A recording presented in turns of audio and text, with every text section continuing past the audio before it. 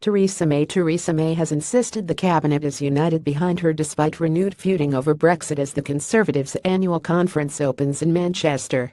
The gathering has already seen an incendiary intervention by Foreign Secretary Boris Johnson, who laid down a raft of red lines for withdrawal from the EU, including an insistence that a transition phase must not last a second more than 2 years.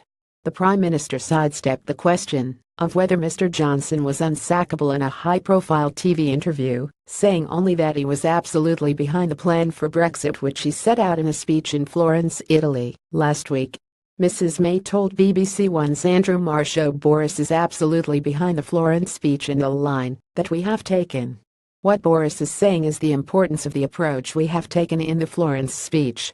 That has moved the discussion on and created a momentum in the negotiations.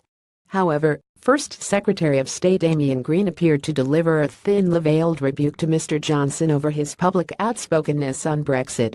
In a pointed intervention, Mr. Green called on ministers to make their policy pitches in private.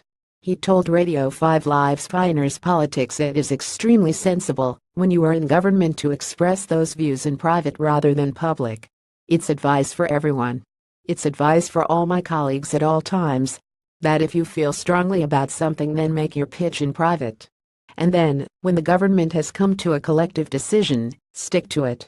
Belfast Telegraph.